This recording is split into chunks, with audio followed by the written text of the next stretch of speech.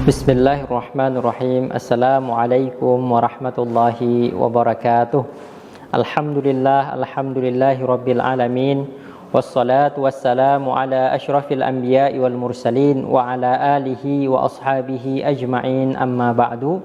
Pemirsa yang dirahmati oleh Allah Subhanahu wa ta'ala, dimanapun Anda berada, insyaallah pada kesempatan kali ini kita akan sedikit berbicara tentang hal-hal yang membolehkan seseorang tidak berpuasa beserta konsekuensinya.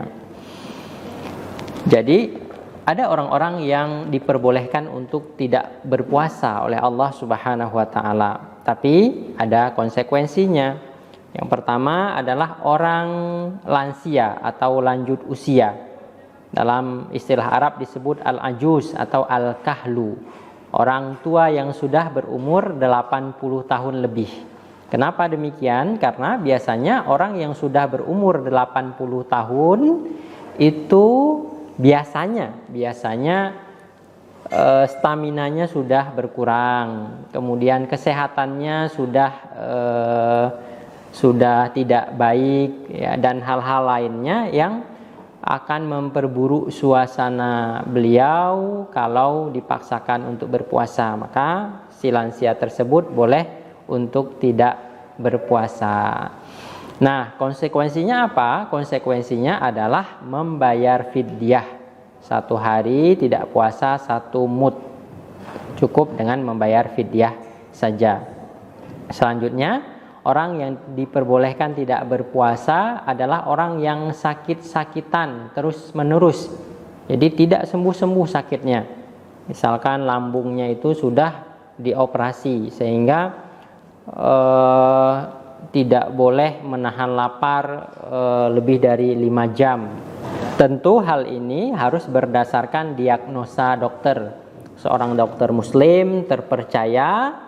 Dokter ini mendiagnosa bahwa pada si A atau si B punya penyakit tertentu sehingga tidak diperbolehkan untuk berpuasa. Maka dengan demikian diperbolehkan untuk orang ini tidak berpuasa dan sakitnya secara terus-menerus. Nah, konsekuensi bagi orang ini apa? Sama, yaitu dengan membayar fidyah. 1 hari tidak puasa membayar 1 mud makanan pokok. Ketiga, orang yang diperbolehkan tidak berpuasa adalah orang yang melakukan perjalanan jauh atau disebut dengan musafir. Nah, musafir ini adalah orang yang melakukan perjalanan sejauh 4 barit. Nah, berdasarkan hadis disebutkan 4 barit. 4 barit ini kalau dikonversikan dalam jarak sekarang adalah 83,5 km. Maka diperbolehkan untuk orang tersebut tidak berpuasa pada hari tersebut.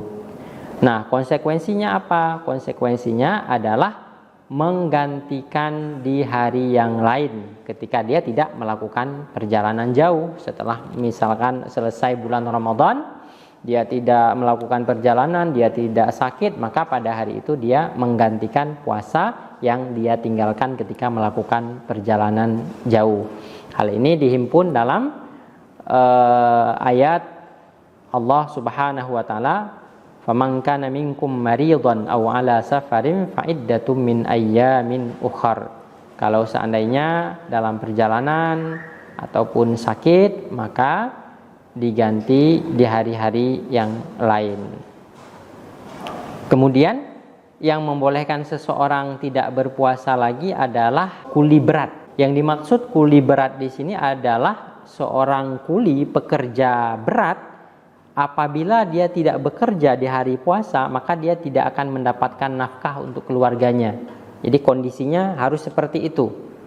Dia pada hari puasa itu tidak bekerja, maka anak-anak, istri di rumah tidak ada makanan. Nah, diperbolehkan dengan kondisi tersebut bagi si kuli ini untuk berbuka puasa.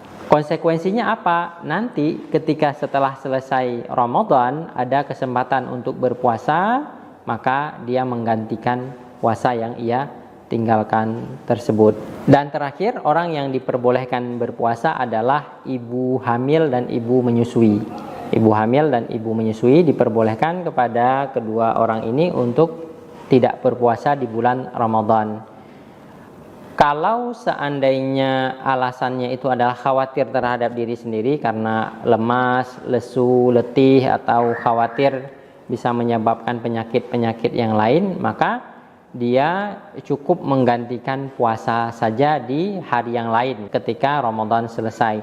Tapi jika khawatir terhadap bayinya atau janinnya yang ada di dalam kandungan, maka diwajibkan baginya untuk menggantikan puasa di hari-hari yang lain plus membayar fidyah.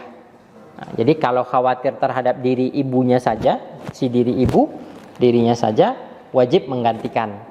Kalau seandainya khawatir terhadap bayi yang ada di dalam kandungan atau bayi yang kecil menyusui, maka wajib mengganti puasa ditambah dengan membayar fidyah. Nah, itulah beberapa orang atau beberapa kondisi di mana mereka diperbolehkan untuk tidak berpuasa di bulan suci Ramadan, tapi dengan konsekuensi-konsekuensi yang sudah saya sebutkan. Dan saya juga berpesan kepada masyarakat sekalian supaya kita jeli ketika melihat orang-orang di sekeliling kita. Bisa saja orang-orang yang tidak berpuasa di sekeliling kita mengalami kondisi-kondisi yang saya sebutkan tadi, yang membolehkan mereka tidak berpuasa. Walhasil, kalau kita melihat orang-orang tersebut, kita husnuzon dengan apa yang mereka lakukan. Tapi kalau memang jelas-jelas ada orang-orang yang tidak mau berpuasa, kita ingatkan mereka secara baik-baik bahwa puasa adalah sebuah kewajiban yang harus ditunaikan. Demikian yang dapat kami sampaikan. Terima kasih atas segala perhatian. Hadanallah wa iyyakum ajma'in. Wassalamualaikum warahmatullahi wabarakatuh.